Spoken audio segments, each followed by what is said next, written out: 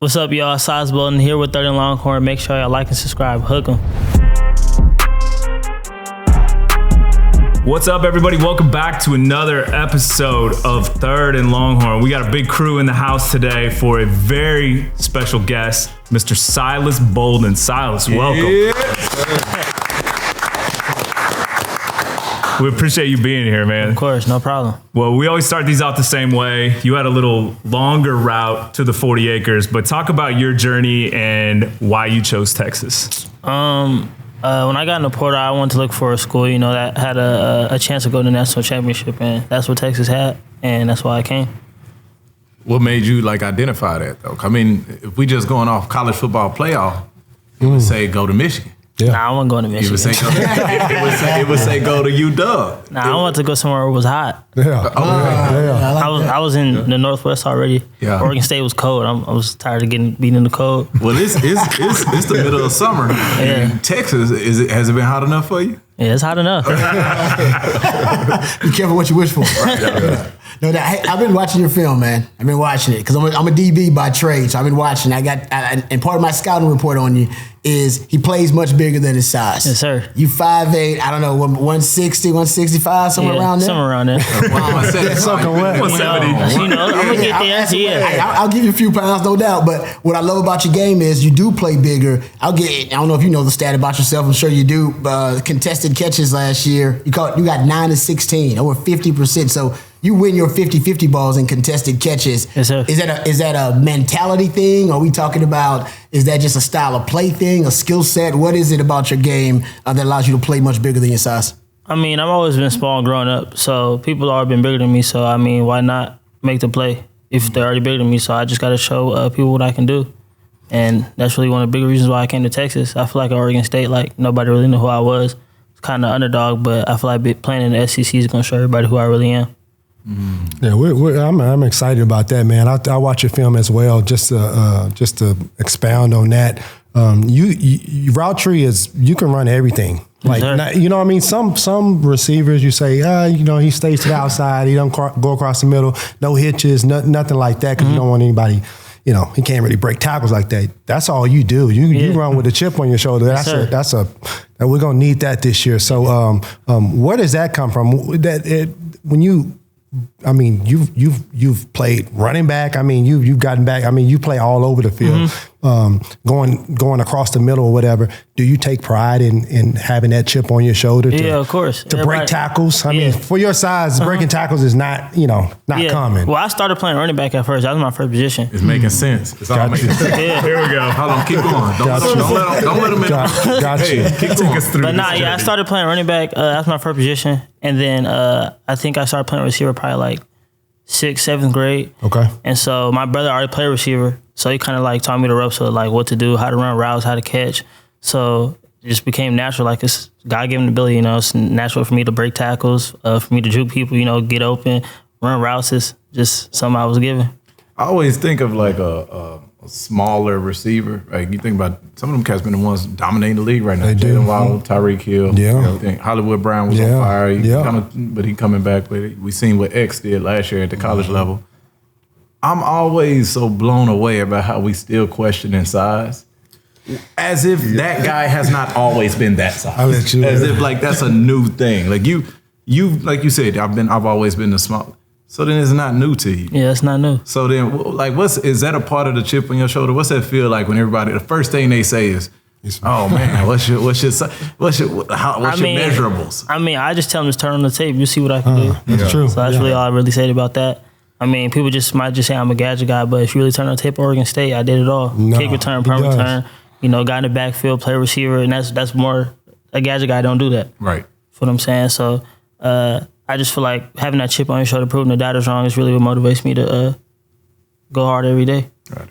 Yeah, no, I think that's a good answer. I think when people start talking about size or skill position guys like you, they take into account guys like me, defensive ends coming out the stacks, hitting you from hitting you from an angle you ain't seen, stuff like that. But to counteract that, I thought your answer was perfect. Watch the tape. We look for toughness on tape. If you're taking hits like that at the college level, you're going to be able to hold up at the next level. Yes, sir. Kind of transitioning, you heading into this Texas receiver room, you got an interesting dynamic going on because you're one of the newer guys in the room, but at the same time, you got the most experience coming in. So how do you navigate through a situation like that? I mean, being new, like, it's kind of like, I don't want to overstep like my boundaries, you know, like I don't want to be like, oh, rah, rah, like that's not who I am.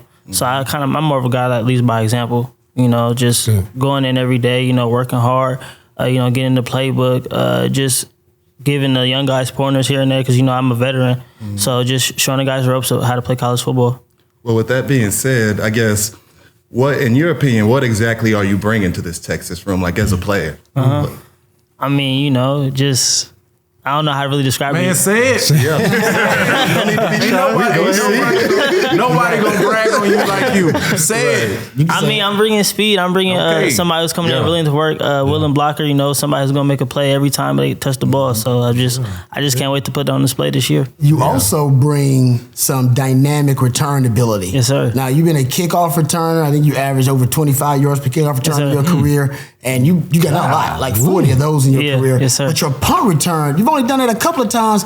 But man, you got 33 yards per punt return. Oh man, a touchdown. Yeah. Which one do you like more? And have you what are you and Jeff Banks talking about? Don't tell us everything, but just tell us enough. Well, growing up, I did punt return first. So I remember it was like, might have been like 10 years old. They just said, go back there. And I just did it, and I got busy. So after that, I know it was kind of natural for me. So at Oregon State, we had a guy named Anthony Gould, one of my good friends. He was a punt returner. I did kick return. I had no problem with that. But it was a game he went down. They was like, okay, go back there. I was a little nervous because I haven't returned since high school. Yeah. And you know, college level and punters is a little different. Oh, it is. Gun's coming for you, man. Gun is coming for you. So the first one, I was a little nervous. Like I let it go. I fair caught it.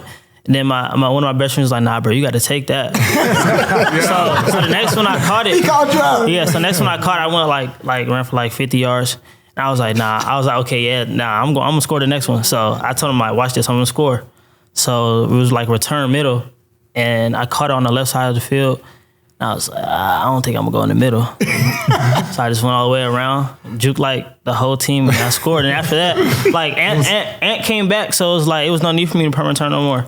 But yeah, I want a punt return though. Punt return is really where I see myself. I watched that play. That was one of your nastiest plays. Man. Yeah, that was. I love how he casually said, "Yeah, I juked like the whole team." No, it was got like 50 yards. It was close, man. So I mean, I've done both, and they are completely different. Yeah, completely they are different. completely different. Yeah. Which one? I mean, one of them is like where they at, where the ball, where they at, where the ball. Then the other one is catch it, and you just gotta hit it. So like, which one is your favorite and why? Maybe punt. Just because I kick return for so long, I want to try something new. Like, I want to have a new experience in college. So I feel like punt for right now, but it don't really matter to me. So kick return, punt return. I feel like I excel in both. Yeah. Well, I have a feeling, and I want to know if this theory is correct, that when you were probably taking your visits, I have a feeling the name Keilan Robinson probably got thrown around a little bit, and I'm guessing that's how he's likely going to fit in. And I think it's one of those things where I think people underestimated how good Keilan Robinson was because he didn't get all the plays that everybody had, but he could play pretty much any position. He was back on kick returns.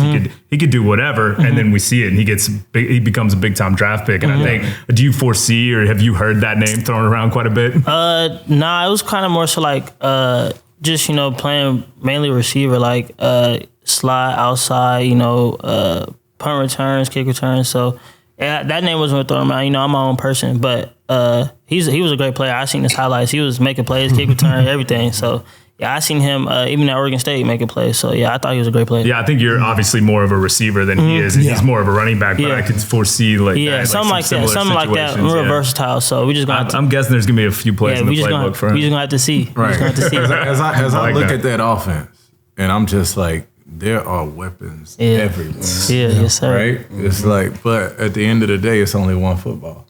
And on a great offensive day, where the defense is doing what they need to do, then we getting 70 snaps maybe. On a great day, we got 70 snaps. Let's say that we run the ball, I don't know, 30 of those times. We're not running at 30? Oh no. Okay. 25? For the sake of argument, let's go. Yeah. Wait, time out. I'm sorry. I mean, look at last year. Look at the tape last year. I want us to run more. I'm an advocate for running the ball. Okay. I feel like we don't run enough. Yeah, we passed that. That's all I was saying. That's fair. Yeah. No shade. I thought that was a shot. No shade. This is what you have to deal with, Silas. This is what you have to deal with. So 70 snaps, you run it 25 times. Yeah. There we go. Early down pass. Is that okay? Yeah. So we got 45 times the ball's been put in there. All right. Let's just say of those 45, let's say like 12 of them were incomplete.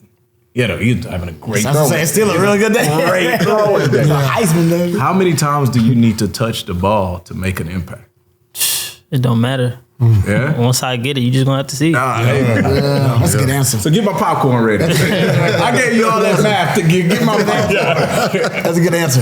I got a question for you because early on in y'all's non-con, y'all played San Jose State. Javion Cole is now your teammate. Yes, he was one of the starting cornerbacks for that team. All right, now give me a scouting report. Give me some. Give me some of the breakdown. I know you're at the preparation leading up. And okay, first of all, how many times did y'all go straight up against each other, and how many times did you win? Honestly, we didn't go against each other that much. Okay, but I didn't. That game I had cramped up, so like that third quarter, I missed like the whole third quarter.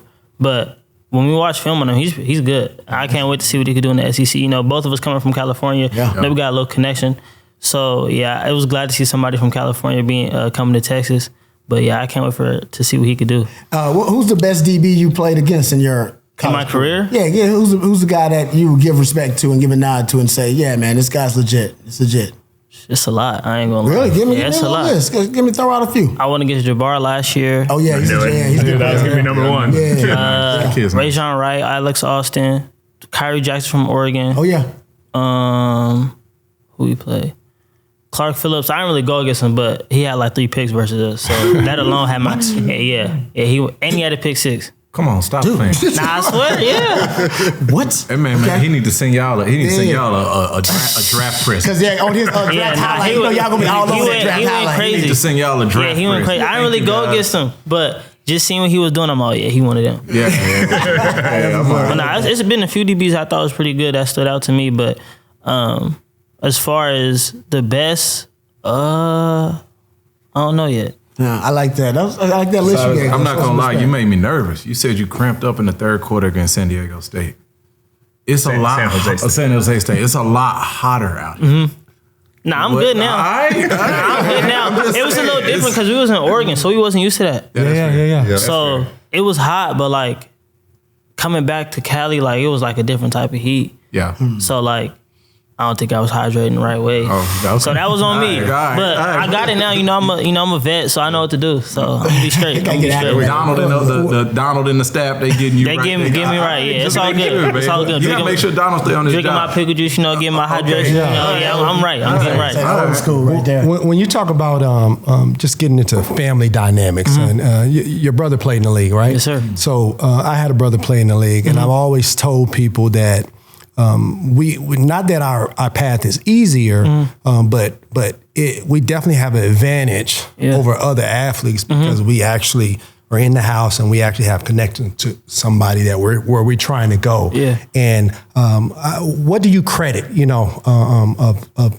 advice, knowledge, of being able to look up to your brother who did it at a high level? Yeah. I mean, he was sort of my inspiration. He's not the biggest guy either. So I used to see him all the time. Like, he didn't start playing football till 8th grade. Wow. Yeah, so he was good as soon as he started on the field. I'm like, I could do that too. That's late. Wow. So he started playing 8th grade, and then I just seen him, like, his growth too. Like, his first position was running back as well. How much older is he? 6 years. 6, okay, same exact. Yeah. Okay, nice. So, like, seeing him grow up, like, make it to the NFL, like, that's just motivation. Like, I can do it too. Yeah, so, absolutely. Absolutely. Of course. Let me switch gears a little bit. I'm just curious, like, I'm thinking about the whole transfer portal. I mean, the two biggest conversations that go around college football, I feel like, is transfer portal and NIL. Right? I'm thinking you have major success where you at. I'm sure you were the man on campus. If the Pac-12 don't fall apart, are you still in the portal? I don't know. That's a good question. Just because really what made me leave was my coach left. So if my coach still left with the Pac-12, I mean, I probably consider him the portal still, because he was like a big part of me coming to Oregon State. The coaches here at Texas, have it felt like? Yeah, I love the coaches at Texas. Like, it's Coach Sark from Cali, Coach Jack from Cali, like his whole people from Cali. So it's like, it's just like home for real. Yeah. Especially Austin, like where I'm from, I can consider, that's really the biggest reason why I came to Austin. Because it's like, where I'm back home, it's like, it's similar to here. Like, we got good food spots, like it's always something to do. Cali, like it's a little traffic, like I'm used to that. We all complain about the traffic. Yeah, I need a little traffic, you know. I need that. Corvallis wasn't backing up. Nah, we ain't have, Corvallis is like really small. Like people don't know that. Like it's really small. It's not much to do. Like I could say Corvallis really showed me how to be a man. Like just be about your business, because you know if you have no distractions, like you could put yourself in the best position to be where you want to be. And more on those West Coast ties you're talking about.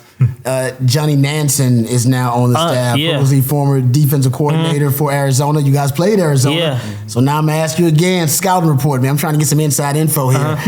Give me what your thoughts on the philosophy of a Johnny Nansen defense, because he's going to bring some of that to here to Texas. Arizona, I ain't gonna lie, that's probably one of the best defenses I played. It was nice. They front seven was crazy. And they had some corners. But yeah, Coach Nansen, I think he's one of the people that vouched for me to come over here. Yeah. Oh, okay. Yeah, because he told me that when I was on my visit, like, I remember you when we played Arizona. He was like, I told Coach Sark, like, we need to go get him. Yeah. Nice. That's what's up. Kind of speaking on Corvallis, you were able to go back there recently to pick up that degree. What did that mean to you? Man, that was great. Seeing that smile on my mom's face just meant everything to me. You know, I wasn't going to do it at first. I just wanted to, you know, be done with that chapter. But seeing everybody else, like seeing people graduate on Instagram, like I was like, nah, I gotta go back. Like, it's not the same. Like I gotta put that cap of gown on, because in high school I didn't really have a graduation because I left during COVID. So we had like a drive-through. I couldn't sit down in no seat. Like I couldn't go up and get my diploma. Like I didn't consider all that. But talking to my girlfriend and talking to my mom, I was like, nah, you need to go do that. That's a big accomplishment. So I went back and got my diploma. It's in the house right now. I'll tell you, you're going to look back on that. Like me, I know I look younger than you, but I'm not. Hey, you can check you'll look back on it, and then like if you decide like the kids or anything like that, you'll just be proud that you got this. Yeah. Well, let's keep it on the West Coast, and I know this question is going to be near and dear to Jeremy's heart, but you had a special quarterback when you were in high school at Rancho Cucamonga. Talk a little bit about that and your relationship with him. Yeah, me and CJ, we've known each other before high school. So we knew each other since like middle school. Like we played basketball against each other. And then we play on the same youth team, but he played on the older team because he's a little bigger. But me and CJ have a great connection. You know, that's really one of my close friends. Which CJ is this? So for those that don't know. I mean, if you don't know, CJ Stroud, you know, started quarterback for the Houston Texans. Quarterback for the who? Houston Texans. That's why.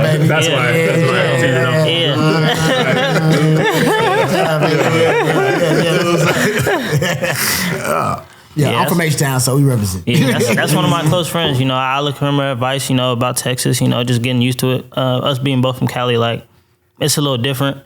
But that's one of my boys. Oh yeah, you definitely be down in Houston then. Yeah, I'm gonna try to catch a game. You know, he gonna probably be out here for one of my games because you know it's my last year. So you know, having that support system is gonna be great. That's awesome. What's been one of the bigger differences through training thus far?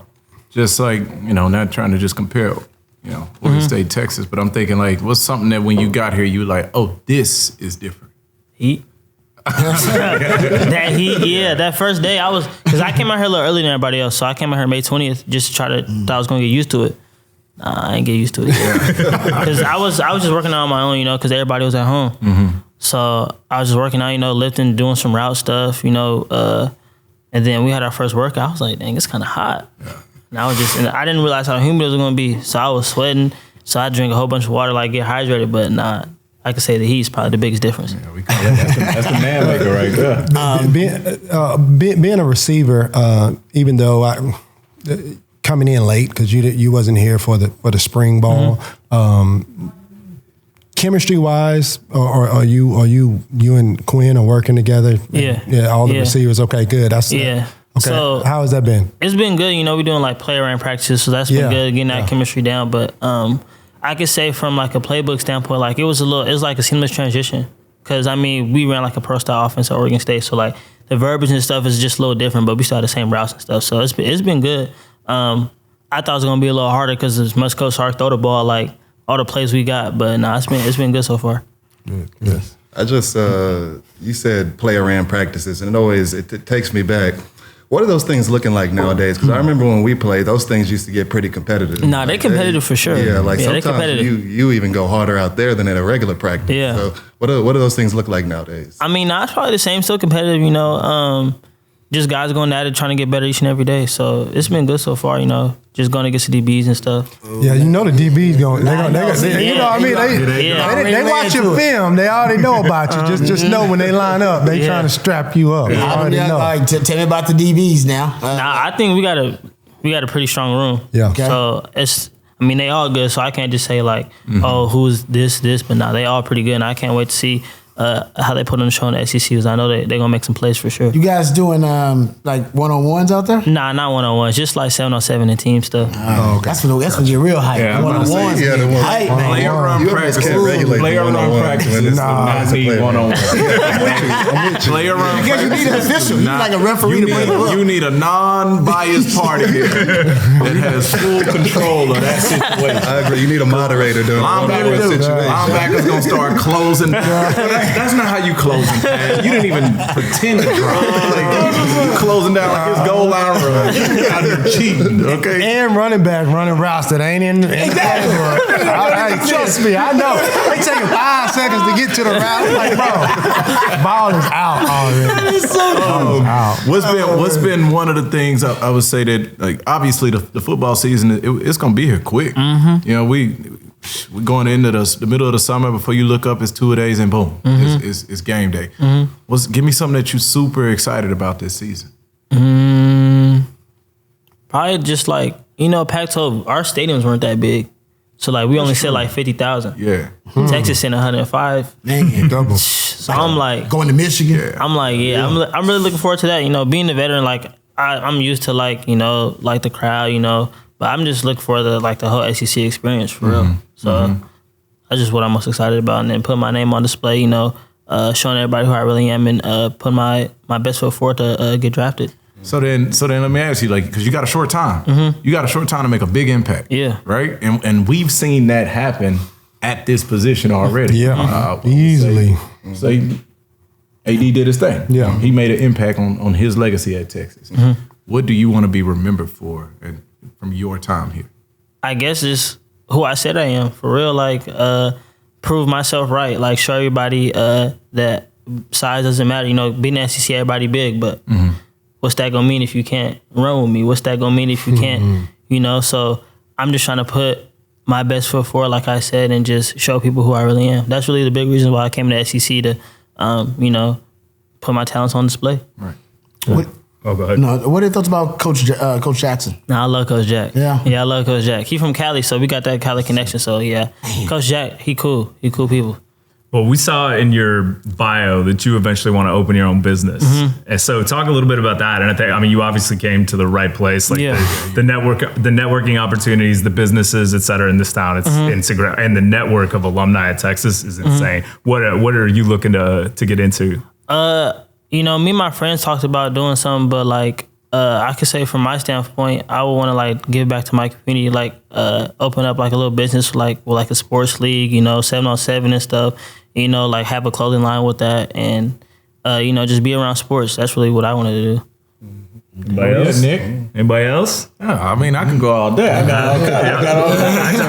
I want to know what we're going to expect from the actual offense. I want to know who's going to replace the defense. I got all kind of stuff I want to talk about. I'm trying to respect it. Well, before we let you go, I got one more I want to ask. Like, what was, and this is just me being curious, what was the toughest environment in the Pac-12 that you played in? Can't say your own. Not my own? Can't say your own. No. Can't say Toughest road environment. Thank toughest you, road. Jeremy. Thank you. There we go. Okay, we play. Utah was pretty tough. Nah, I ain't gonna lie. I can give you like top 5. Yeah, let's go. Oregon's one. One that surprised me, Washington State was pretty loud. That's where my parents went. Nah, man. That Washington place is State. loud. Really? Utah. Who else was loud? Washington. Yep. Washington, UW was UW loud. was crazy. That I've been stadium out gets there. loud. That UW like was crazy. that V shape. But nah, I got to put us as 5 too. So Yeah. yeah, ours was pretty loud. We had in 22, we had our half of our stadium was like not together because they redid it. But like I remember we played at SC. Like I ain't gonna lie, it was probably one of the loudest games I ever played in. Yeah.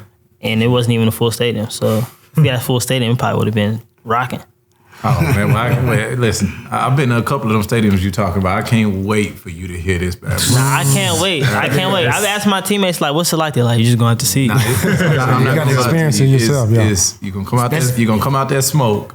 Yeah. Just don't find yourself doing this for too long. You got game to play. Yeah. Well, Silas, we appreciate you coming by, man. Thank you so much. We'd love to check in later in the season if you're around. Of course, we can do that. All right, man. Appreciate it. Hook 'em.